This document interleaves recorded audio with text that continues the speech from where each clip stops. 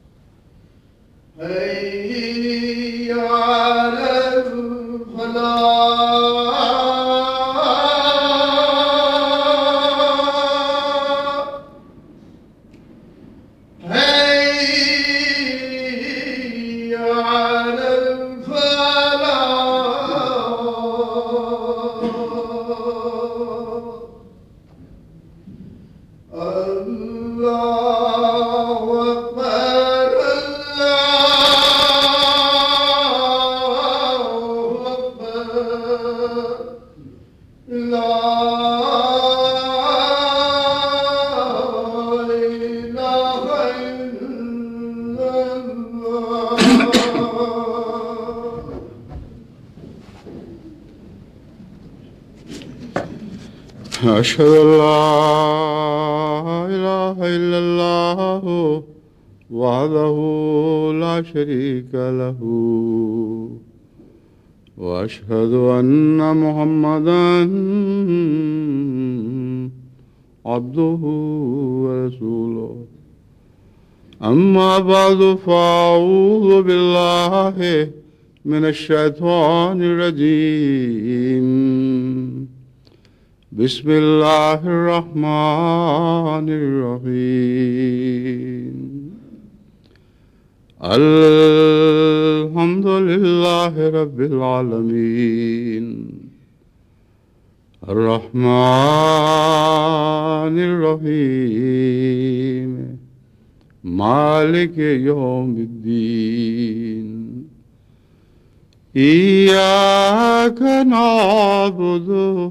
وإياك نستعين اهدنا الصراط المستقيم صراط الذين أنعمت عليهم غير المغضوب عليهم ولا الضالين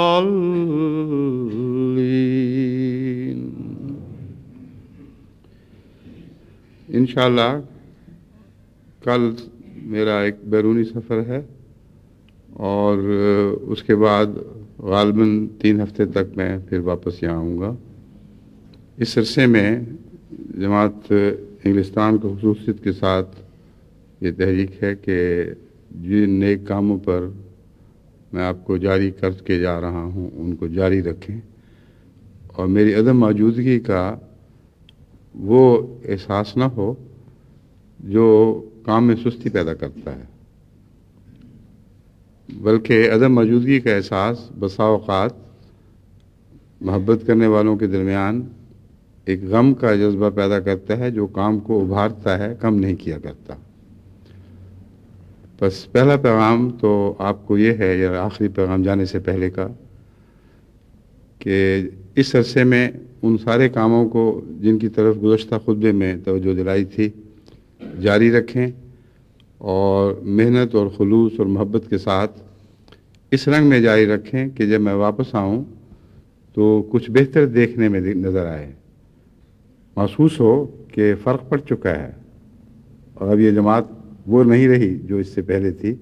یعنی نیکیوں میں بہت تیزی سے ترقی کر رہی ہے۔ اور در حقیقت یہی پیغام دنیا کی سب جماعتوں کو بھی ہے، اور یہ میں بہرحال ضروری سمجھتا ہوں کہ جماعت کی رسپانس، یعنی جماعت نے جو رد عمل دکھایا ہے خطبے میں، اس کے متعلق عمومی خوشنودی کا اظہار کروں۔ اس قدر تیزی سے مجھے ہر طرف سے دنیا سے خط ملے ہیں، فیکسز کے ذریعے بھی، پھر پیغام فونوں کے ذریعے بھی ملے، اور بعض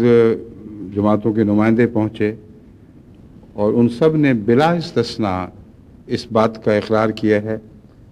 کہ اس خطبے سے پہلے جہاں تک ہماری توجہ کا تعلق ہے، بہت سے خلاء تھے جس طرف نظر نہیں جایا کرتی تھی، اور ان خلاؤں کی موجودگی میں تیز رفتاری سے کام آگے نہیں بڑھ سکتا تھا۔ اب اس خطبے کو سن کر ہم نے فوری طور پر توجہ کی ہے، تو اب محسوس ہوا ہے کہ بہت بڑا کام ہے، یعنی توجہ دینا بھی ایک بہت بڑا کام ہے۔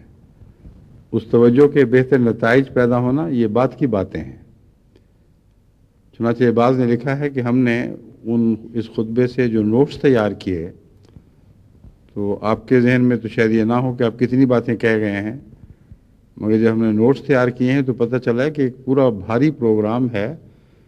جس کے لیے ہمیں ہمہ وقت مصروف ہونا ہوگا، اور اللہ کے فضل سے ہم ہو رہے ہیں اور ہو چکے ہیں۔ اس پہلو سے بعض لجنات کی رپورٹیں بہت ہی خوشکن ہیں اور بہت دلچسپ بھی۔ وہ کہتی ہیں کہ ہم نے 9 مباحیات کی طرف پہلے ویسے توجہ نہ دی تھی جیسے اس خطبے میں خصوصیت سے کہا گیا ہے کہ ان کو فوری طور پر داعی اللہ بناؤ، یعنی جو خواتین ہیں ان کو داعیات اللہ بناؤ۔ تو ان ایک ہفتے کے اندر جو فیکس مجھے کل ملی ہے، یہ خط جو کل ملا ہے، اس سے پتہ چلتا ہے کہ اتنی عمدگی کے ساتھ 9 مباحیات نے اس تحریک میں حصہ لیا ہے کہ وہ لجنہ کی صدر لکھتی ہیں کہ بہت ہی جگہ وہ پرانی پیدائشی احمدی خواتین سے آگے بڑھ گئی ہیں، اور اپنے گرد و پیش میں انہوں نے ایک تہلکہ مچا دیا ہے، اور بڑے زور سے آواز اٹھا رہی ہیں کہ اگر تمہیں جینا ہے، اگر زندہ رہنا ہے تو آؤ، احمدیت کے پیغام کی طرف آؤ، ورنہ دنیا میں اور کوئی زندگی نہیں ہے۔ اس قسم کے جو خطوط مل رہے ہیں، اور جیسا کہ اس صدر لجنہ نے جو بڑی حکمت سے کام کرنے والی ہیں اعداد و شمار سے ثابت کیا ہے، صاف پتہ چل رہا ہے کہ اس میں کوئی فرضی باتیں نہیں، بین ہی حقیقت کی باتیں کی جا رہی ہیں، اور ٹارگٹس ہر طرف مقرر کر دیے گئے ہیں، اور آخر پر ان کا یہ فکرہ توجہ کے قابل ہے۔ بہت سے پوائنٹس ہیں جو میں تفصیل سے یہاں بیان نہیں کر سکتا، مگر آخر پہ کہتی ہیں کہ جو آپ نے اصلاح و ارشاد کے متعلق لائبریری، یعنی آڈیو ویڈیو کیسٹس وغیرہ کی بنانے کے لیے کہا تھا، اس کی طرف بھی اب ہم بھرپور توجہ دے رہی ہیں۔ چنانچہ آخر ستمبر تک انشاءاللہ تعالی ہمارے دفاتر کو جو اصلاح و ارشاد سے تعلق رکھتے ہیں، بارود اور اسلحہ سے پوری طرح بھر دیا جائے گا۔ آج کے بعد داعیات کو یہ کہنے کا موقع نہیں ملے گا کہ کہاں جائیں، کیسے کام کریں۔ چنانچہ یہ وہ اہم فریضہ ہے جس کے متعلق چند اور باتیں میں آپ سے کہنی چاہتا ہوں، اور اس کے بعد پھر کچھ اور باتیں جب تک خطبے کا وقت اجازت دے گا۔ یہ جو بارود خانہ بنانا ہے، یہ ایک کام ہے، اور اس بارود خانے کا تفصیلی تعارف کروانا ایک دوسرا کام ہے۔ عام طور پر لائبریریاں بنا دی جاتی ہیں، مگر سوائے اس اتفاقی جانے والے کے جو کبھی لائبریری میں جا کر کتابیں الٹتا پلٹتا ہے، دیکھتا ہے کہ کیا ہے، عام طور پر لوگوں کو پتہ نہیں ہوتا کہ ان لائبریریوں میں کیا خزانے مدفون ہیں۔ چنانچہ آپ تجربتاً اپنے علاقے کی کسی لائبریری میں گھس کے دیکھیں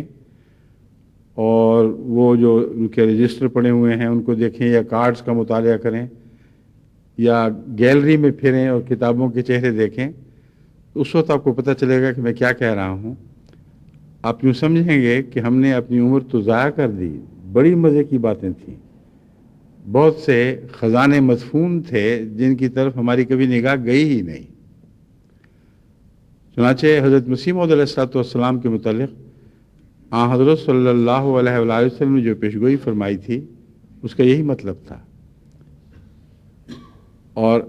حضرت مسیح موعود علیہ الصلوۃ والسلام اس پیشگوئی کے پورا ہونے کا ذکر یوں فرماتے ہیں: وہ خزائن جو ہزاروں سال سے مدفون تھے، اب انہیں دیتا ہوں یا میں انہیں دیتا ہوں گر ہووے کوئی امیدوار۔ کہ یہ خزائن تو تھے ہی، پہلے بھی تھے، یعنی خدا کی باتیں اور خدا کے کلام کی تشریحات، یہ باتیں تو انبیاء کے زمانوں سے ہمیشہ سے وہی چلی آ رہی ہیں۔ لیکن جیسا کہ حضرت اقدس محمد مصطفیٰ صلی اللہ علیہ وآلہ وسلم نے پیشگوئی فرمائی تھی کہ آنے والا مہدی خزانے بانٹے گا، اور اس کثرت سے بانٹے گا کہ لینے والے کہیں گے بس بہت ہو گیا، ہمارے گھر بھر گئے، اب مزید خزانوں کی ضرورت نہیں رہی۔ تو حضرت مسیح موعود علیہ السلام فرما رہے ہیں کہ یہ پیشگوئی میری ذات میں پوری ہوئی ہے، مسیح موعود کی ذات میں، کہ وہ خزائن جو ہزاروں سال سے مدفون تھے اب میں انہیں بانٹ رہا ہوں اور تقسیم کر رہا ہوں۔ بس اے جماعت احمدیہ، تم ہو وہ جس نے یہ خزانے بانٹنے ہیں۔ ان خزانوں کو بانٹنے سے پہلے لوگوں کو علم تو ہونا چاہیے کہ یہ خزانے ہیں کیا، ورنہ قرآن کریم نے انہی خزانوں کو ذکر کرتے ہوئے فرمایا ہے، اور یہ حدیث جہاں تک میرا ایمان ہے اسی آیت سے تعلق رکھتی ہے: وَإِذَا أَنْعَمْنَا عَلَى الْإِنسَانِ أَعْرَضَ وَنَأَىٰ بِجَانِبِهِ وَإِذَا مَسَّهُ الشَّرُّ كَانَ يَئُوسًا۔ کہ جب بھی ہم انعام تقسیم کرتے ہیں تو لوگوں کا کیا حال ہے کہ وہ پیٹھ پھیر کر چلے جاتے ہیں اور اس سے بے اعتنائی کرتے ہیں۔ تو ایک ہی خزانہ ہے جس کی طرف پیٹھ پھیری جاتی ہے، جس سے بے اعتنائی کی جاتی ہے، وہ اللہ کا انعام ہے جو نبوت کی صورت میں نازل ہوتا ہے اور روحانی انعامات کی صورت میں جاری کیا جاتا ہے۔ بس وہ علماء جو یہ سمجھتے ہیں کہ مہدی آئے گا اور دنیاوی خزانے بانٹے گا، بڑی بے وقوفی میں مبتلا ہیں۔ کبھی خدا کا کوئی بندہ دنیاوی خزانے بانٹنے نہیں آیا، بلکہ جب بھی آیا ان کے روپے پیسے کو خدا کی راہ میں خرچ کرنے کی تلقین کرتا ہوا آیا۔ جو امیر تھے بظاہر وہ غریب ہو گئے، مگر ان کے دل ان روحانی خزانوں سے بھر گئے جن کا ذکر قرآن کریم کی آیت میں ملتا ہے، اور جس کے متعلق حضرت اقدس محمد رسول اللہ صلی اللہ علیہ وآلہ وسلم نے پیشگوئی فرمائی تھی، اور ان معنوں میں یہ آیت آئندہ کی خبر دینے والی ہے۔ اذا کا مطلب ایک تو عمومی استمرار کے معنوں میں ہوا کرتا ہے، یعنی جب بھی خدا تعالیٰ کی طرف سے خزانے بانٹے جاتے ہیں تو لینے والے پیٹھ پھیر کر چلے جاتے ہیں۔ دوسرا، مستقبل کے متعلق بھی بین ہی یہی طرز بیان ہوگا۔ لفظ اذا کا معنی یہ ہوگا کہ آئندہ ایسا ہوگا، جب بھی ہوگا کہ خدا کی طرف سے خزانے بانٹے جائیں گے۔ عارض و نآ بجانبہ، تو انسان جس کی خاطر یہ بانٹے جا رہے ہوں گے وہ اعراض کرے گا، منہ پھیر لے گا اور ایک پہلو میں ہٹ جائے گا کہ مجھے اس کی ضرورت نہیں ہے، لیکن اس کے نتیجے میں اسے ضرور گزند پہنچے گا، ضرور تکلیف ہوگی۔ وَإِذَا مَسَّهُ الشَّرُّ، فَإِذَا مَسَّهُ الشَّرُّ یا وَإِذَا مَسَّهُ، وَإِذَا مَسَّهُ الشَّرُّ كَانَ يَئُوسًا، وہ خزانے لینے سے انکار کرے گا اور پھر جب اس کو شر پہنچے گا تو وہ بہت مایوس ہو جائے گا. وہ کہے گا اب تو ہمارے جینے کے کوئی سامان دکھائی نہیں دیتے، ہر طرف سے ہلاکت نے گھیر لیا ہے. تو جہاں تک خزانوں کے اکٹھا کرنے کا تعلق ہے، ان کی تقسیم کا تعلق ہے، اس سلسلے میں اب چند باتیں آپ کے سامنے رکھتا ہوں جن کا تعلق اسی آیت کریمہ سے ہے اور حضرت اقدس محمد رسول اللہ صلی اللہ علیہ وآلہ وسلم کی پیشگوئی سے ہے، جو حضرت مسیح موعود علیہ السلام کے ذریعے آج اس زمانے میں بڑی شان کے ساتھ پوری ہو رہی ہے. اس شان کے ساتھ کہ اس سے پہلے اس طرح یہ پوری ہوتی کبھی دکھائی نہیں دی تھی. مگر خزانے وہی ہیں، بانٹنے والا ہاتھ وہی ہے، مگر ہمارے ذریعے اب اس کام کو خدا تعالیٰ کے فضل کے ساتھ آگے بڑھایا جائے گا اور ساری دنیا میں پھیلایا جائے گا. تو پہلی بات تو یہ ضروری ہے کہ اس لائبریری کے متعلق پتہ تو چلے کہ ہے کیا کیا. بس جب آپ کیسٹس اکٹھی کریں گے، جب آپ آڈیو ویڈیو اور کتب رسائل اکٹھے کریں گے، تو جو اکٹھے کرنے والے ہیں ان کا فرض ہے کہ پڑھیں خود اور دیکھیں اور سنیں اور اپنے ذہن میں ان کی باتوں کی یادداشت محفوظ کریں، اور جو کچھ ان کے متعلق تعارف لائبریری میں ہونا چاہیے وہ ان تاثرات کا تعارف ہونا چاہیے جو پڑھنے، دیکھنے اور سننے کے بعد ان کے دلوں پر جاری ہوتے ہیں. ورنہ ہمارے یہاں بہت سے محنت کرنے والے خدا تعالیٰ کے فضل کے ساتھ ایسے ہیں اور باہر دنیا میں بھی ہیں جنہوں نے تمام آڈیو ویڈیو، سوال جواب، مجالس، یہ وہ جب سے میں یہاں آیا ہوں اس سے لے کر اب تک سب کا ریکارڈ مکمل کر لیا ہے، اور صرف ایک لفظ کا حوالہ آپ ایک لفظ ذہن میں رکھیں، اس کے حوالے سے آپ کو پتہ چل جائے گا کس کیسٹ میں مضمون ہے. مگر یہ لائبریری کا سسٹم ہے. لیکن اس سے آپ کو یہ نہیں پتہ چلے گا کہ فلاں چیز فلاں قسم کے لوگوں کے لیے غیر معمولی اثر کرنے والی ہے،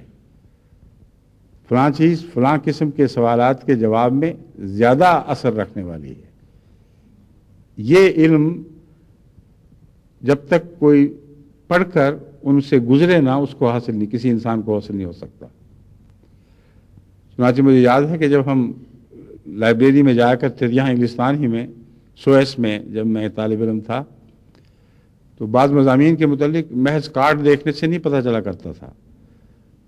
تو لائبریرین کے پاس جانا پڑتا تھا. اور اس زمانے میں یہ رواج تھا، غالباً اب بھی ہوگا، کہ جو لائبریرین تھے وہ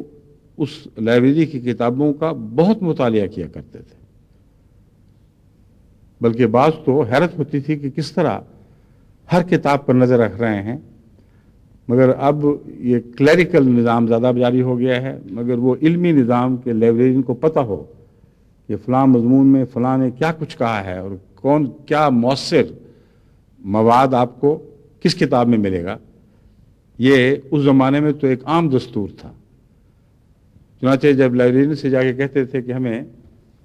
کنفیوشنزم کے متعلق فلاں مضمون چاہیے، تو وہ بتاتا تھا کہ ہاں فکر نہ کریں، آپ فلاں جگہ جائیں، وہاں ان آتھرز کی کتابیں ہیں، ان میں سے حق میں لکھنے والے یہ ہیں، مخالف لکھنے والے یہ ہیں، تشریحات کرنے والے یہ ہیں. اور تفصیل سے ان کتابوں کا، تفصیل سے تو نہیں مگر اختصار سے ان کتابوں کا وہ تعارف ضرور کروایا جاتا تھا جو تحریری رجسٹر کے مقابل پر نسبتاً تفصیلی ہوتا تھا. بس جب میں نے تفصیل سے کہا ہے تو یہ میری مراد تھی کہ رجسٹروں پہ تو بالکل خلاصہ ملتا ہے، مگر ایک پڑھنے والے کے ذہن میں اس خلاصے کی کچھ تفصیل ہوتی ہے جو نئے آنے والے کے لیے رہنما بن جاتی ہے. بس سب سے پہلے اس لائبریری کے قیام کے متعلق یہ بات پیش نظر رکھیں کہ اگرچہ وقت طلب بات ہے مگر کرنا تو ہوگا. ہر لائبریری جو آپ کے ہاں اصلاح و ارشاد کی بنتی ہے اس جگہ کے اسپیشلسٹ ہونے چاہیے جو اس کو دیکھیں، اس کو پڑھیں اور سنیں، اور پھر ذہنی طور پر پوری طرح تیار ہوں کہ آئندہ لوگوں کی رہنمائی کر سکیں، بتا سکیں کہ کون سی چیز کہاں موجود ہے۔ ورنہ بسا اوقات یہ سوال اٹھتا ہے جی فلاں دوست ملا ہے، اس کے یہ خیالات ہیں، اب اس وقت مقامی جماعتیں پریشانی میں مبتلا ہو جاتی ہیں کہ یہ خیالات ہیں، ہم کیا جواب دیں؟ وہ کہتے ہیں اچھا سلسلے کا لٹریچر پڑھاؤ اس کو،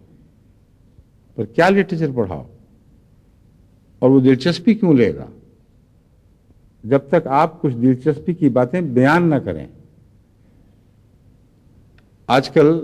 خدا تعالیٰ کے فضل کے ساتھ اسلامی اصول کی فلسفی کا دور ہے اور اس کا تعارف کروایا جا رہا ہے۔ جہاں جہاں تعارف کروایا گیا ہے وہاں بہت شدت سے طلب پیدا ہوئی ہے، جہاں تعارف نہیں کروایا گیا وہاں طلب بھی پیدا نہیں ہوئی۔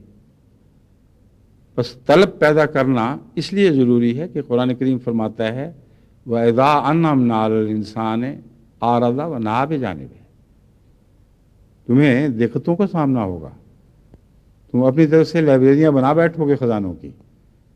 لیکن جب لوگوں سے کہو گے تو وہ منہ موڑ لیا کریں گے، وہ پہلو تہی کرتے ہوئے ہٹ جایا کریں گے۔ اس لیے ان کے دلوں میں شوق پیدا کرنے کے لیے یا یہ بتانے کے لیے کہ ان کی طلب کیا ہے اور اس کا جواب کہاں ہے،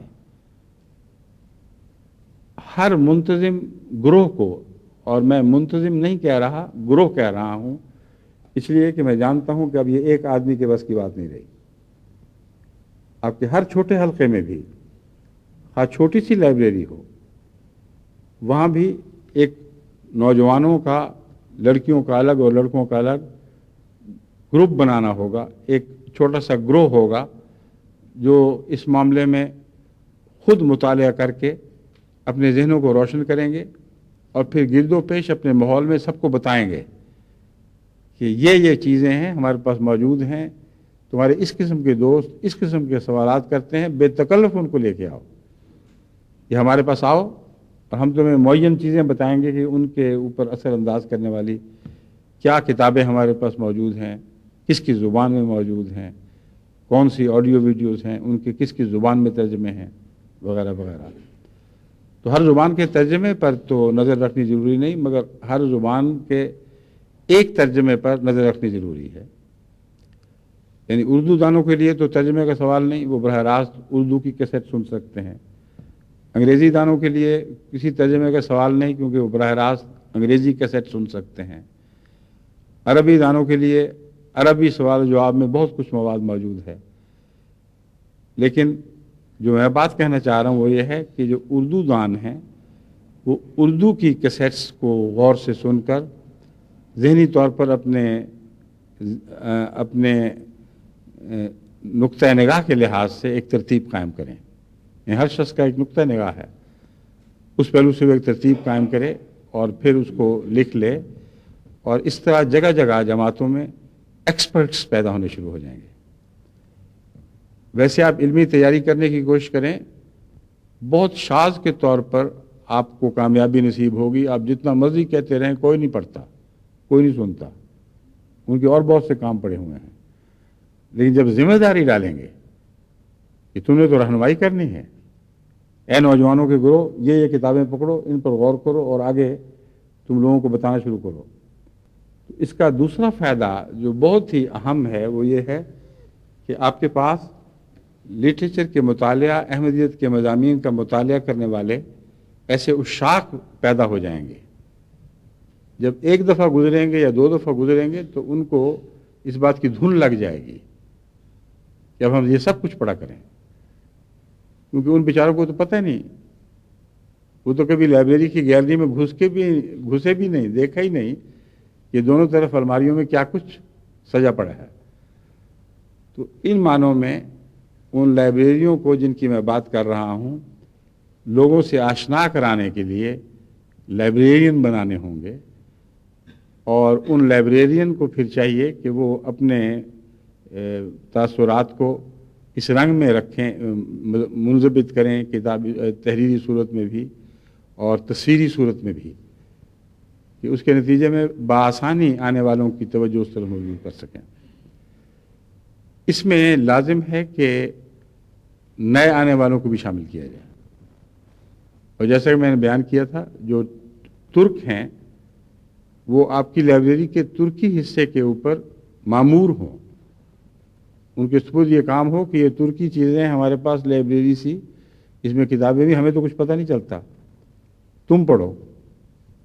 یہ آڈیو ویڈیو تم دیکھو اور ہماری مدد کرو۔ اور اس تعلق میں بسا اوقات ایک غیر احمدی یا غیر مسلم کی مدد بھی لی جا سکتی ہے۔ چنانچہ ہم نے ایسا کر کے دیکھا ہے، میرا تجربہ ہے ذاتی طور پر، کہ جب کسی مثال کے طور پر، میں یہاں میرا اس قسم کا ذاتی تجربہ نہیں، لیکن پہلے اس سے بہت ہو چکا ہے، یہاں اگر کسی ترکی غیر احمدی دوست کو جو صاحب علم ہو، ایک احمدی درخواست کرے کہ آئیں ذرا آپ میرے گھر کھانے پہ تشریف لیں، میں نے آپ سے بات کرنی ہے، یہ میرے پاس کتابیں پڑھی ہوئی ہیں، یہ چیزیں ہیں، میں اتنی محنت کرتا ہوں کہ آپ صاحب علم ہیں، آپ مہربانی فرما کے ذرا پڑھ کے دیکھیں اور مجھے بتا دیں اس میں ہے کیا کیا، تو میں آگے اس کو منضبط کر لوں گا اپنی زبان میں۔ اگر اس قسم کی درخواست کی جائے عاجزی کے ساتھ، تو انسانی شرافت کا تقاضا یہ ہے کہ اکثر لوگ حامی بھریں گے اور کہیں گے ہاں ٹھیک ہے، ہم مدد کرتے ہیں۔ بنگالیوں کی مدد دی جا سکتی ہے، کردوں کی مدد دی جا سکتی ہے، مختلف قسم کے عربوں کی، افریقنوں کی، تو یہ بات ماحول، اس بات کا فیصلہ ماحول کرے گا۔ جب میں اب لائبریریوں کی باتیں کر رہا ہوں تو بڑی وسیع مرکزی لائبریری کی بات نہیں کر رہا، میں اب چھوٹی چھوٹی پیدا ہونے والی لائبریریوں کی بات کر رہا ہوں، جن کو جماعتوں نے انشاءاللہ اب ہر ماحول کے لیے بنانا ہے، تاکہ ہر ماحول کو اپنی مرضی کا سامان وہیں سے مل جائے۔ اس ضرورت کو پورا کرنے کی خاطر آپ کے شہروں میں جتنے بھی حلقے ہیں، مثلا لندن کی جماعت ہے، اس کے حلقے ہیں، ہر حلقے میں ایک لائبریری قائم ہونی ضروری ہے، اور یہی وہ لائبریری کا قیام ہے جس کی طرف ان خاتون نے جو صدر لجنہ ہیں اپنے علاقے کی، انہوں نے یہ لکھا ہے کہ خدا تعالیٰ کے فضل سے اتنی 100 خواتین ہیں جو اس میں ملوث ہو چکی ہیں، اور ہر حلقے میں ہم ایک لائبریری قائم کر رہے ہیں۔ جب تک یہ نہ ہو مرکزی لائبریریوں پر یہ انحصار کہ آپ کو خط ملیں یا پیغام ملیں کہ فلاں مضمون میں فلاں مسئلے پر ہمیں لٹریچر چاہیے، بتاؤ کیا لیں، یہ اگر ہر طرف سے پیغام ملیں گے تو اول تو ایسے پیغام ملتے ہی کم ہیں، شاذ کے طور پر لوگ لکھتے ہیں، دوسرے جن کو ملتے ہیں ان کو آگے جواب دینا نہیں آتا، سراسیمگی پھیل جاتی ہے، کیا کریں، کیا جواب دیں، اور آسان حل یہ ہوتا ہے کہ وہ اٹھا کر خط مجھے بھیج دیتے ہیں یا میں آرام سے جواب دیتا رہوں۔ آرام سے تو دوں، مگر کتنے خطوں کا جواب دوں؟ اب تو کام پھیلتا چلا جا رہا ہے، بہت کثرت کے ساتھ یہ سوال اٹھ رہے ہیں، یہ مطالبے آ رہے ہیں کہ بتاؤ ہمیں کیا کرنا چاہیے۔ تو میں آپ کو بتا رہا ہوں کہ آپ بتائیں ان کو کیا کرنا چاہیے جن کا آپ کی جماعتوں سے تعلق ہے اور آپ کے حلقوں سے تعلق ہے۔ اب ہر حلقے کی لائبریری کے لیے اس حلقے کا ماحول دیکھنا ہوگا اور اس کے گرد و پیش نظر ڈال کے جائزہ لینا ہوگا کہ کس قسم کے سوالات یہاں اٹھتے ہیں، کس قسم کے لوگ بستے ہیں۔ میں پہلے خود میں بھی غالباً بیان کر چکا ہوں، بعض جگہ بنگالی بہت ہیں، بعض جگہ آسامی، ہر ملک کے رہنے والے انگلستان میں موجود ہیں، کہیں کردش موجود ہیں جو اکٹھے عام طور پر رہتے ہیں، کہیں مختلف عرب یا افریقی ممالک کے لوگ ہیں، اور یہ جو بیرونی آنے والے ہیں ان کے اندر عموماً یہ رجحان پایا جاتا ہے کہ مل جل کر رہتے ہیں،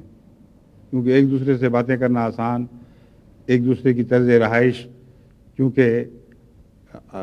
ملتی جلتی ہے، ہم شکل ہوتی ہے، اس لیے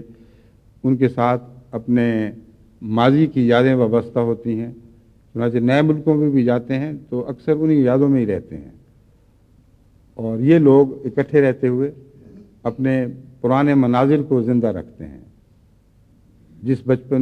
طرح بچپن میں اٹھے، جس طرح پرورش پائی، جس ماحول میں ہوا کرتے تھے، جیسی باتیں کرتے تھے۔ اس بات کو سب سے زیادہ پنجابی جانتا ہے، کیونکہ اکثر دوسری زبانوں سے بے خبر ہے، اور سوائے اپنی زبان کے اور آپس میں مل جل کر باتیں کرنے کی اس کو زیادہ باتیں نہیں آتی۔ جو صاحب علم ہو جائیں ان کی ایک اور مصیبت، وہ اپنی زبان بالکل چھوڑ بیٹھتے ہیں، اور ان کے بچے پھر صرف انگریزی کے ہو جائیں گے یا اٹیلین کے ہو جائیں گے یا اسپینش کے ہو جائیں گے، ان کو اپنا پس منظر کا پتہ نہیں۔ تو یہ باتیں بھی وہ ہیں جو ضمناً سامنے آ جاتی ہیں۔ اس کو ختم کریں، یہ سلسلے تبلیغی جماعتوں کے سلسلے نہیں ہوا کرتے، یعنی حقیقت میں وہ جماعتیں جو حضرت صلی اللہ علیہ وآلہ وسلم کے نقش قدم پر تبلیغ کے لیے قائم کی گئی ہیں، ان کے یہ مزاج نہیں ہیں۔ اسی لیے میں نے جرمن جماعت کے مخلص بچوں کو جو بڑی تیزی سے اخلاص سے حصہ لے رہے ہیں جماعتی کاموں میں، اور مجھے جرمن زبان میں خط لکھتے تھے اور اتنے موٹے موٹے تھدے لگ جاتے تھے جرمن زبان کی فائلوں کے، ان سب کو میں نے کہہ دیا کہ آئندہ سے تمہیں جواب ہی نہیں ملے گا جب تک اردو میں نہ لکھو گے۔ اس کا یہ مطلب نہیں کہ مجھے اردو اچھی لگتی ہے، اردو اچھی لگتی تو ہے، مگر زبانوں کے موازنے میں پھر آ کر اردو کا اپنا ایک مقام ہے، جرمن کا اپنا مقام ہے، ہر زبان کی اپنی ایک اہمیت ہے، اپنا ایک مذاق ہے، اور ہر زبان بولنے والے کو اس سے محبت ہوا کرتی ہے۔ تو یہ ہرگز مراد نہیں کہ جرمن چھوڑ دیں اور اٹیلین چھوڑ دیں اور صرف اردو کو پکڑ لیں۔ اردو سیکھنا اس لیے ان کے لیے ضروری ہے کہ حضرت مسیح علیہ السلام کا اور سلسلے کا لٹریچر اکثر اردو میں ہے، اس وجہ سے وہ بے شک سیکھیں، شوق سے سیکھیں، ان کو فائدہ ہوگا، لیکن اپنی زبان ان کو نہیں بھولنی۔ جہاں بھی جائیں، اگر اٹیلین ہیں تو لازم ہے کہ اپنے بچوں کی اٹیلین زبان میں اچھی تربیت کریں، اگر پنجاب سے تعلق رکھتے ہیں تو اردو زبان میں تربیت کریں، کیونکہ پنجابی تحریری زبان کے طور پر ان کے کسی کام نہیں آئے گی۔ ایسی اکیڈمیز بنی ہوئی ہیں پاکستان میں جن میں بہت اچھے ماہرین فن تیار ہو رہے ہیں۔ ایک ایم ڈی بھی ہیں، ان میں محمد یعقوب صاحب غالباً کا نام ہے، یعقوب امجد، وہ مجھے لکھتے رہتے ہیں کہ دیکھو ہم نے پنجابی میں یہ کر دیا وہ کر دیا، مگر کبھی انہوں نے یہ نہیں سوچا کہ کتنے لوگ لائبریری جا کر ان کا پنجابی ترجمے والا لٹریچر پڑھتے ہیں۔ جو پنجابی کے شوقین ہیں، جن کا ایک گروہ بنا ہوا ہے، ایک سوسائٹی ہے، وہ سارے حصہ لیتے ہیں، اور عامت الناس کو اس سے کوئی تعلق نہیں۔ ٹھیٹھ پنجابی بولتے ہیں، اردو آتی بھی نہیں، مگر پڑھتے ہیں تو اردو میں پڑھتے ہیں۔ تو حقیقت کو دیکھنا ضروری ہے۔ اس لیے میں نے ان بچوں کو کہہ دیا ہے کہ تم مجھے جب تک اردو میں خط نہیں لکھو گے میں تمہیں جواب ہی نہیں دینا۔ اب وہ مجبور ہیں، بیچارے ٹوٹا پھوٹا لکھنے لگ گئے ہیں ماشاءاللہ، لیکن یہ اس لیے ضروری ہے کہ موازنہ زبانوں کا ضروری ہوا کرتا ہے۔ ہر زبان اپنی اہمیت رکھتی ہے، لیکن جب تک ایک سے زیادہ زبانیں داعین اللہ کو نہ آئیں، اس وقت تک وہ حقیقت میں خدمت کا حق ادا نہیں کر سکتے۔ تو اس طرح آپ زبانیں تو سیکھیں گے، مگر جو میں اب بات کر رہا ہوں وہ یہ ہے کہ اپنی لائبریری کو ایک بہانہ بنا لیں لوگوں تک پہنچنے کا، اور ایسا بہانہ ہو جو واقعتاً حقیقی ہو، جھوٹا بہانہ نہ ہو۔ آپ کو ٹرکش نہیں آتی، مگر ٹرک ہیں جن کو آتی ہے، ان کے پاس جائیں۔ آپ کو چینی نہیں آتی ہے، مگر چینی ہیں جن کو آتی ہے، جب وہ پڑھیں گے تو وہ پھر آپ کے مضمون میں بھی دلچسپی لیں گے۔ یہاں تک کہ جو مترجمین ہیں، بعض مترجمین ایک دو کتابوں کا ترجمہ کرنے کے بعد کہتے ہیں کہ اب ہمیں اور لٹریچر بھیجو، اب ہم اپنی خاطر معلوم کرنا چاہتے ہیں۔ بعضوں کی کائے پلٹ جاتی ہے۔ ایک چینی مترجم نے ہمارے چینی صاحب کو لکھا کہ ایک دو کتابیں فلاں فلاں میں نے پڑھی ہیں، میرے تو زمین و آسمان بدل گئے ہیں۔ احمدیت اگر یہ ہے تو سارے چین کا ہی مذہب ہونا چاہیے۔ تو اس قسم کے امور ہیں جن کی خدا تعالیٰ نے جن کی ہم پر رحمت فرمائی ہوئی ہے، جن کا ہم پر انعام فرمایا ہوا ہے۔ ہم تو اس سے منہ نہیں موڑنے والے، لیکن غیر منہ موڑیں گے جب تک ان کو اس کی انعام کی حیثیت کا علم نہ ہو۔ بس پتہ ہونا چاہیے کہ نعمت ہے، اور نعمت کے علم کے لیے یہ بھی ضروری ہے کہ جو نعمت بانٹ رہے اس کو تو پتہ ہو کہ نعمت ہے۔ اب یہ مشکل ہے جو آج درپیش ہے کہ بہت سے احمدی بھی ایسے ہیں جن کے پاس اتنا وقت ہی نہیں رہا یا بچپن سے ان کی تربیت ایسی نہیں ہوئی کہ ان کو احمدیت کی نعمتوں کا علم نہیں، اس کا مزہ انہوں نے چکھا نہیں ہے، یعنی وہ نعمتیں جو خزانوں کی صورت میں بانٹی جا رہی ہیں. اس لیے جب پتہ چلتا ہے تو پھر وہ اللہ تعالیٰ کے فضل سے فوری طور پر اس طرف متوجہ ہو جاتے ہیں. تو اس طرح دو طرح سے ہمیں فائدہ ہوگا. ایک وہ احمدی جن کو آپ نے کام سپرد کرنا ہے، آپ نے کہنا ہے کہ تم نے سیکھنا ہی سیکھنا ہے، آگے کام کو بڑھانا ہے. تمہیں علم نہیں ہوگا تو کیسے بڑھاؤ گے؟ وہ پڑھیں گے، وہ سنیں گے اور ان کے دل بدل جائیں گے. میں نے شاید پہلے بھی ذکر کیا تھا، ایک دوست میرے سامنے ذکر کیا کہ ساری عمر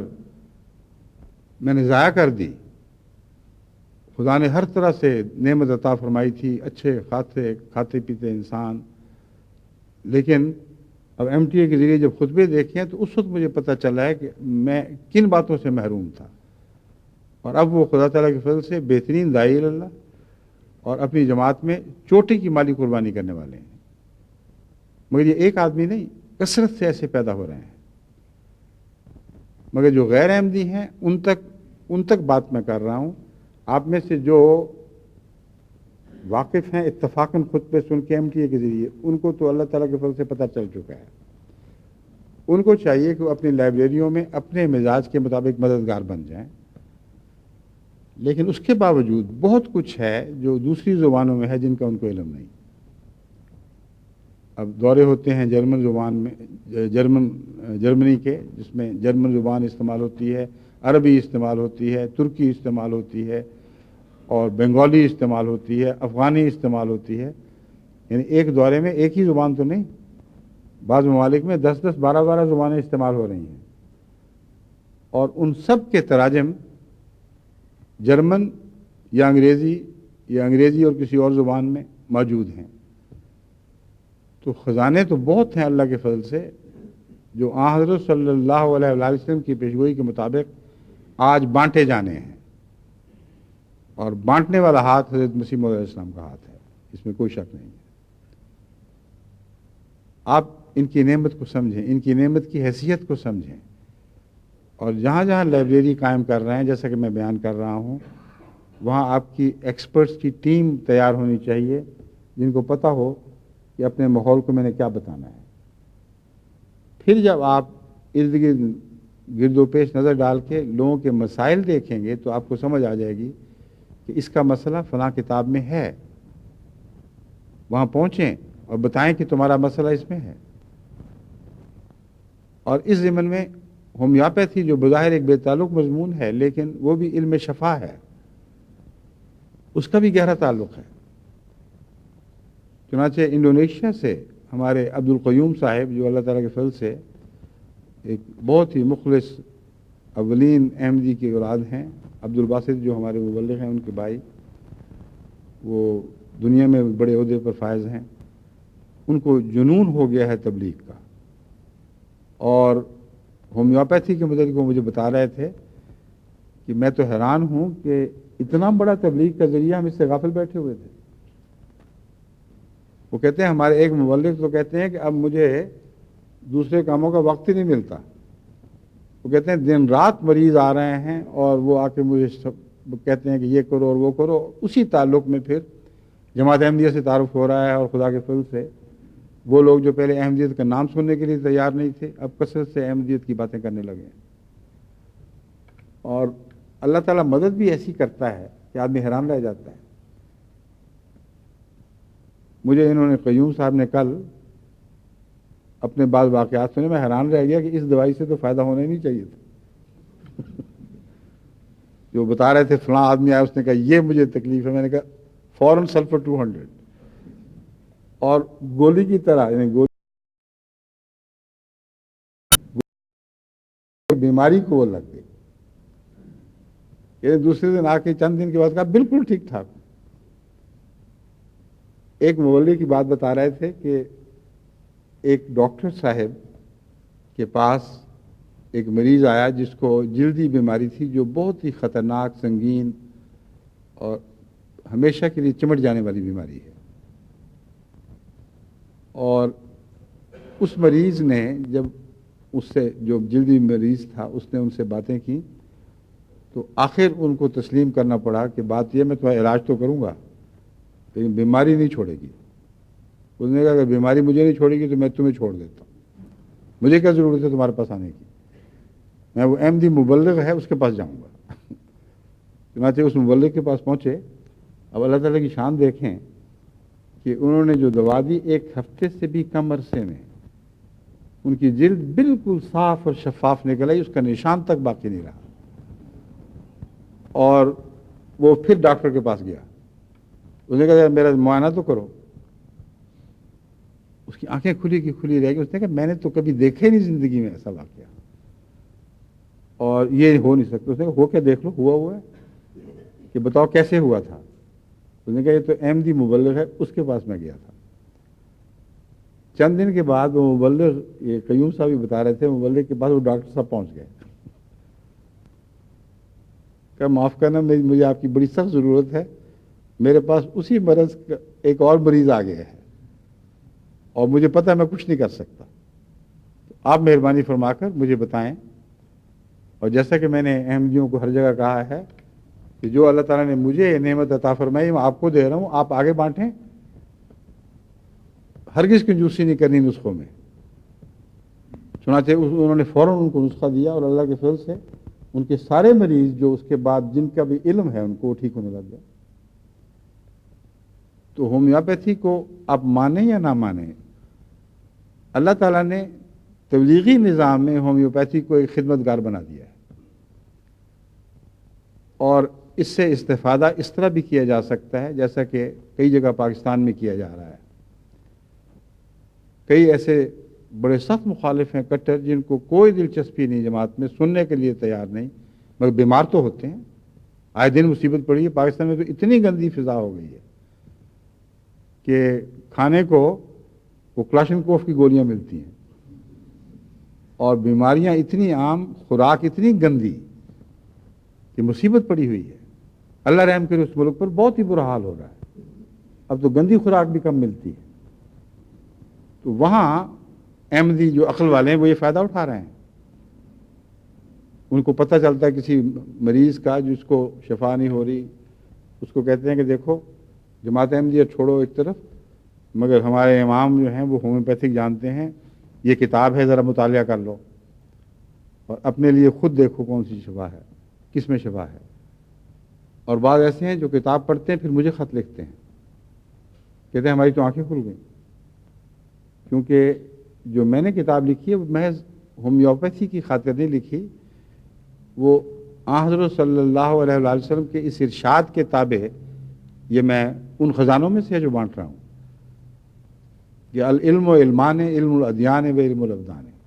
علم تو دو ہی ہیں،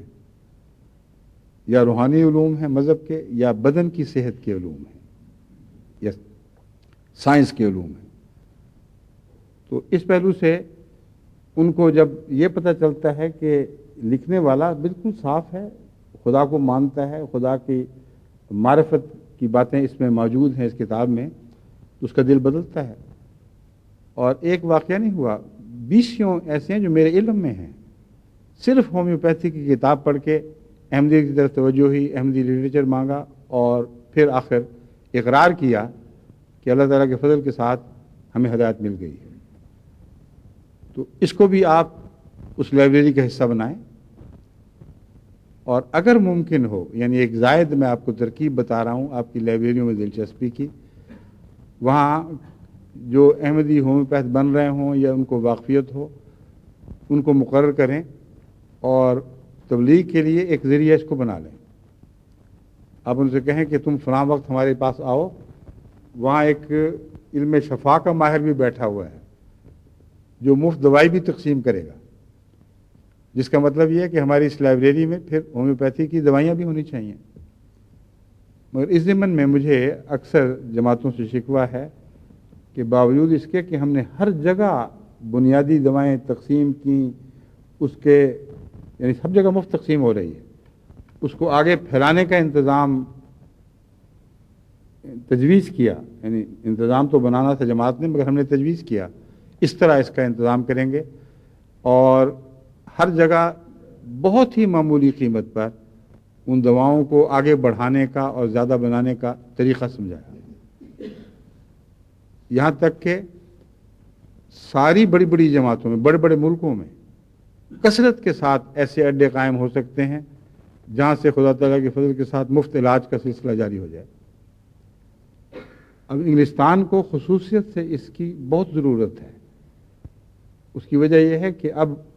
جو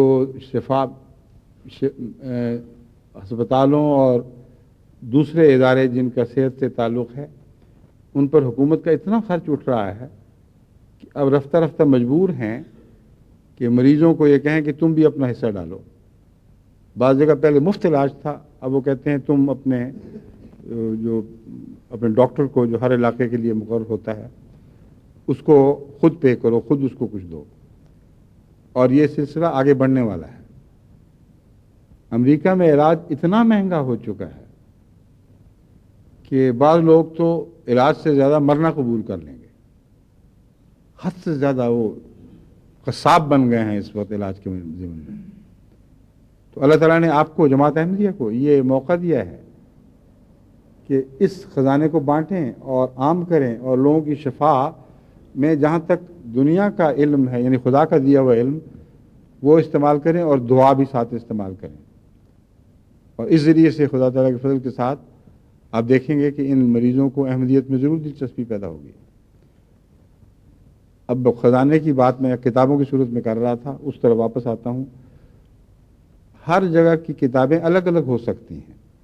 ہر جگہ کی ویڈیو کیسٹس الگ الگ ہو سکتی ہیں کیونکہ ماحول الگ الگ ہے، اس لیے بہت بڑی لائبریری کی ضرورت نہیں، مگر یہ لازم ہے کہ کچھ لوگ وقف ہوں اور پھر وہ اگر بانٹیں چیزیں تو دو طرح سے ان کا حساب رکھیں۔ ایک یہ کہ جن کو جو چیزیں بانٹی جا رہی ہیں وہ واپس آئیں، ان میں مہنگی چیزیں ہیں بہت، بعض دفعہ ہوتی ہیں بہت مہنگی چیزیں، بعض دفعہ سستی بھی ہیں، مگر عام طور پر مثلا جماعت میں یہ توفیق غالباً ہر جگہ نہیں ہوگی کہ 5 والیوم قرآن کریم مفت تقسیم کریں۔ 1 والیوم تو کسی حد تک، یعنی ایک جلد میں جو حضرت مولوی غلام فرید صاحب والا ترجمہ اور تفسیر ہے، تفسیر تو حضرت مسلم موعود کی تھی مگر انگریزی میں انہوں نے ڈھالا ہے، یہ اگر مفت دے بھی دیا جائے تو اس کا بھی مقامی طور پر لوگ زیادہ بوجھ نہیں اٹھا سکتے۔ تو لائبریریوں میں ایسی چیزیں جنہوں نے گھومنا ہے اور زیادہ گہری اور علمی کتابیں ہیں، ان کا واپسی کا بھی تو انتظام ہونا چاہیے۔ اس کے لیے یہ احتیاط کر لینی چاہیے کہ جس دوست کی معرفت کوئی کتاب جا رہی ہے وہ ذاتی طور پر حاصل کرے اور ضامن ہو اس بات کا کہ اگر اتنے عرصے میں واپس نہ آئی تو وہ ذمہ دار ہے۔ اگر ایسا معین انتظام آپ نے نہ کیا تو ان کے ضائع ہونے کا خطرہ ہے۔ اور کچھ یہ ترکیب بھی کام آتی ہے کہ ایسی کتابیں زیادہ رکھیں جو کبھی کبھی ضائع تو نہیں ہوں گی مگر ضائع ہو بھی سکتی ہیں۔ ضائع نہیں ہوں گی ان معنوں میں کہ جو پڑھے گا اس کو فائدہ پہنچے گا، مگر ضائع ہو بھی سکتی ہیں ان معنوں میں کہ بعض لوگوں کے متعلق علم ہوا ہے کہ جماعت کی قیمتی کتابیں ارادتاً شرارت کے طور پر لے کر پھاڑ پھاڑ کے پھینکتے ہیں۔ اور بعض لائبریریوں نے رپورٹ کی ہے کہ جب بھی تم نے قرآن کریم لکھوایا ہے کوئی لے کے بھاگ گیا ہے اور واپس نہیں آیا۔ تو اس لیے میں عرض کر رہا ہوں کہ آنکھیں کھول کر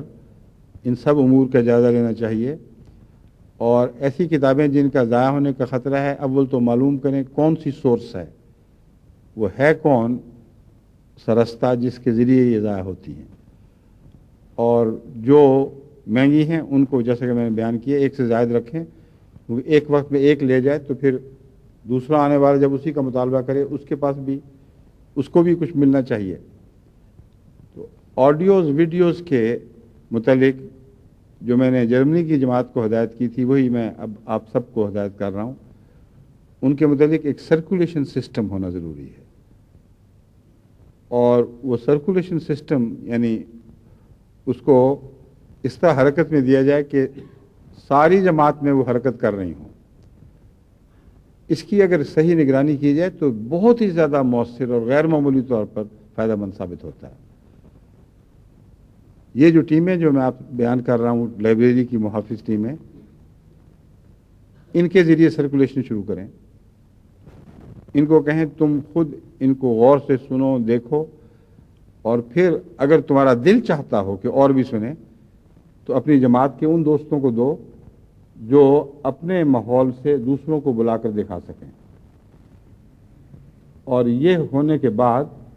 کیونکہ ہزارہ ویڈیوز ان چھوٹی چھوٹی لائبریریوں میں رکھنا ممکن نہیں ہے، اس لیے یہ لائبریرین لوگ یہ گروہ پہلے جائزہ لے کر اندازہ کریں کہ گزشتہ شروع میں ہم پہلے 10 سے کام لیں گے، ان 10 سے استفادہ کریں، ان کو گھمائیں اور پھر مرکز کو واپس کریں کہ ان کو دوسری جماعتوں میں دینے کے لیے بے شک اب اس کو استعمال کریں۔ اگر ان کو توفیق ہو تو اس کی کاپیاں بنا کر اپنے پاس رکھ لیں، ورنہ مفت اگر کام کرنا ہے تو واپس کر دیں، 10 اور مانگ لیں، اور اس طرح وہ 10 پھر وہ جو لائبریرین ہیں وہ پہلے دیکھیں گے۔ بس لائبریرین سے مراد ایک لائبریرین نہیں بلکہ ایک گروہ ہے جو جس میں نئے آنے والے نئی بیعتیں کرنے والے ضرور شامل ہوں، اور ہر گروہ کا تعین موقع اور حالات کے مطابق الگ الگ ہوگا، اور یہ نظام اپنی ذات میں اتنی لمبی اور گہری نگرانی چاہتا ہے کہ اس کے لیے بھی مرکز میں کسی کو مقرر کرنا ہوگا جو اسی کام پر لگ جائے، یا ایک سے زائد آدمی مقرر کرنے ہوں گے جن کا کام یہ ہو کہ سارے ملک میں گھومتے پھریں، ہر جگہ پہنچ کے پتہ کریں کہ ذرا مجھے اپنی لائبریری تو دکھاؤ۔ پتہ کریں گے تو شاید پتہ لگے گا کہ ہے ہی نہیں کوئی، کہ اچھا بابا اس سے تو شروع کرو، میں تمہارے لیے چھوٹی سی لایا ہوں ایک ساتھ۔ چنانچہ ایسی لائبریریاں ساتھ لے کر پھر سکتے ہیں۔ ان لائبریریوں کا زیادہ وسیع ہونا ضروری نہیں ہے شروع میں۔ اگر آپ نے اس طرح کام شروع کیا جس طرح عام طور پر لوگ کرتے ہیں کہ ایک وقت میں بیٹھ کر فہرستیں بنائیں اور بھاری کام اپنے ذمہ لے لیا کہ ہر لائبریری میں یہ کتاب بھی ضروری ہے، وہ بھی ضروری ہے، فلاں ویڈیو ضروری ہے، فلاں ویڈیو ضروری ہے، تو 1000 تک تو تعداد پہنچ ہی جائے گی۔ نہ آپ میں توفیق ہوگی کہ ان کو پوری طرح جاری کر سکیں، نہ جماعت میں توفیق ہوگی ہر ایسی لائبریری کو اتنی بڑی کتابیں اور ویڈیو دے سکیں۔ تو یہ جو آخری بات میں وقت دیکھ رہا ہوں اس کی نسبت سے آپ کو کہہ رہا ہوں، آخری بات تو دعا کی ہے، لیکن اس سے پہلے یہ میں سمجھانا چاہتا ہوں کہ اپنی توفیق کے مطابق کام کریں، ہرگز توفیق سے زیادہ بوجھ نہ اٹھائیں۔ اس بات کو بارہا میں بتا چکا ہوں، لا یکلف اللہ نفسا الا وسعہا۔ اللہ تعالیٰ کسی کو اس کی توفیق سے بڑھ کر اس پر بوجھ ڈالتا ہی نہیں ہے، حالانکہ خود توفیق بڑھانے والا ہے، مگر بڑھاتا اس وقت ہے جب اس وقت کی توفیق کے مطابق ایک شخص اپنا پورا بوجھ اٹھا لیتا ہے۔ تو وسعت اور چیز ہے اور ایک موقع پر توفیق اور چیز ہے۔ اس بارے میں ایک دفعہ مجھے یاد ہے خطبے کا ایک بڑا حصہ میں نے خرچ کیا تھا اور آپ کو سمجھایا تھا کہ لا یکلف اللہ نفسا الا وسعہا میں جو وسعت ہے وہ ایک بڑی وسعت کا نام بھی ہے جو آخری حدیں ہیں انسان کی، مگر خدا تعالیٰ جب فرماتا ہے الا وسعہا تو اس سے مراد یہ ہے اس وقت کی وسعت۔ جب کسی انسان میں کچھ اٹھانے کی طاقت ہے اتنا ہی بوجھ ڈالے گا، لیکن اللہ جانتا ہے کہ جب وہ اٹھاتا ہے تو اس کی وسعت بڑھ جاتی ہے۔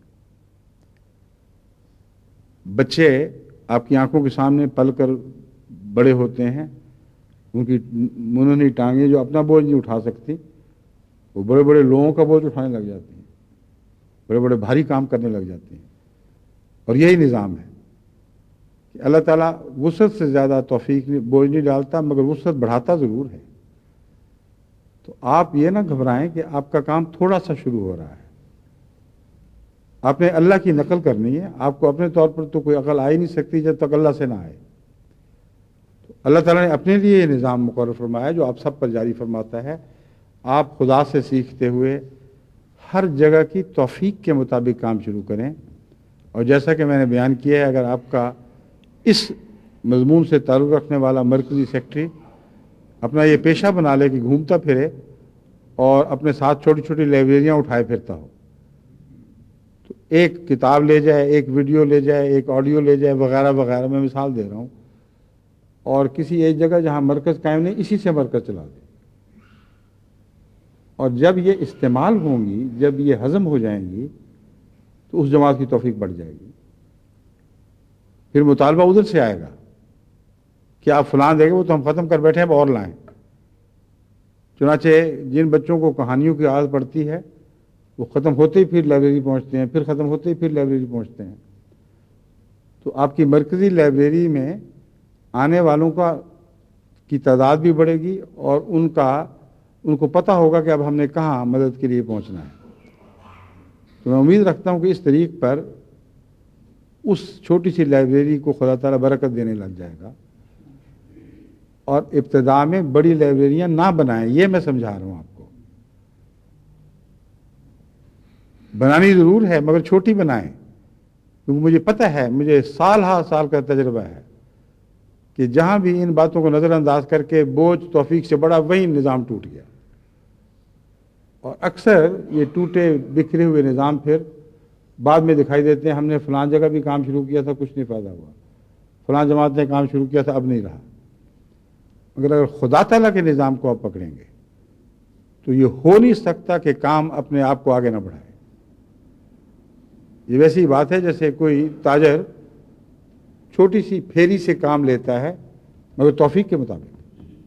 توفیق سے بڑھ کر نہیں اٹھاتا، مگر جو اٹھاتا ہے وہ اپنے لیے اور سامان پیدا کرتا چلا جاتا ہے، یہاں تک کہ وہ چھوٹی سی پھیری ایک چھوٹی سی دکان میں بدل جاتی ہے، چھوٹی سی دکان بڑے کاروبار بننے لگ جاتی ہے۔ مگر وہ جاہل جو قرضے لے کر شروع میں بڑی دکان کی باتیں کرتے ہیں، میں نے تو اکثر ان کی عمریں غلطی دیکھی ہیں کہ وہ پھر جائیدادیں بھی بیچ دیں تو قرضے نہیں اترتے۔ لا یکلف اللہ نفسہا کا ایک یہ بھی مضمون ہے جو آپ سب کو سمجھنا چاہیے۔ یہ خزائن جو آپ بانٹ رہے ہیں، ان خزائن میں دنیا کے خزائن بھی ہیں، ان کے ساتھ بھی یہی سلوک ہے۔ آپ اپنی معیشت کا اتنا بوجھ اٹھائیں،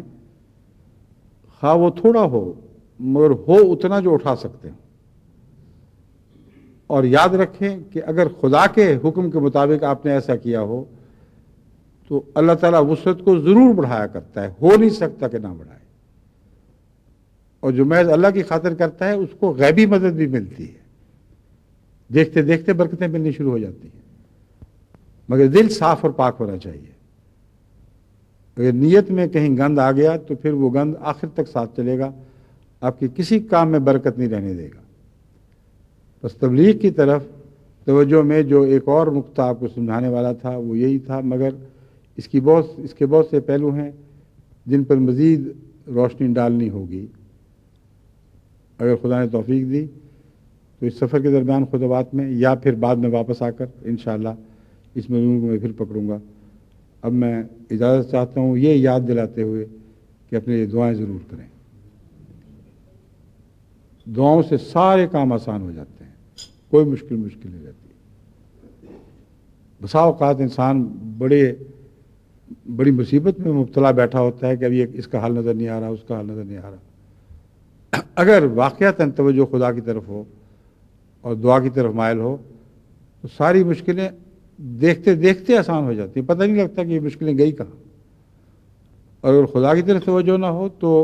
جو آسان کام ہیں وہ بھی مشکل ہوتے چلے جاتے ہیں۔ پر حضرت مسیح موعود علیہ السلام کے اس الہام کو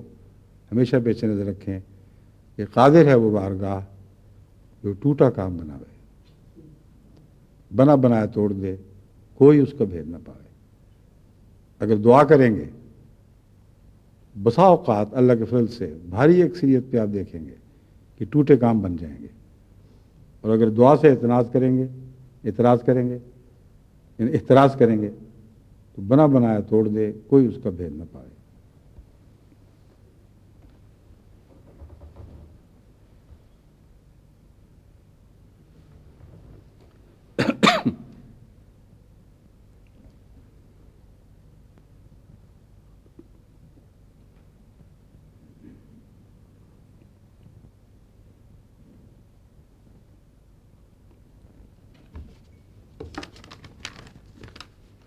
الحمد لله نحمده ونستعينه ونستغفره ونؤمن به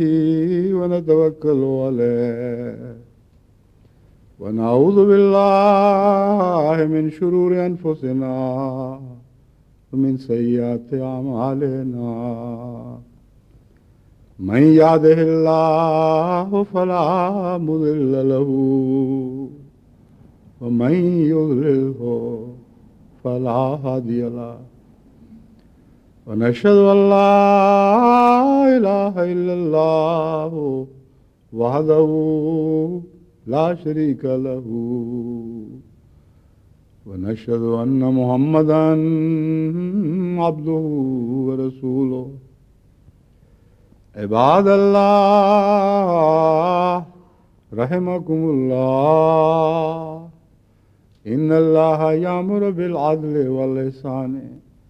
وإيتاء ذي القربى وينهى عن الفحشاء والمنكر والبغي يعظكم لعلكم تذكرون اذكروا الله يذكركم وادعوه يستجب لكم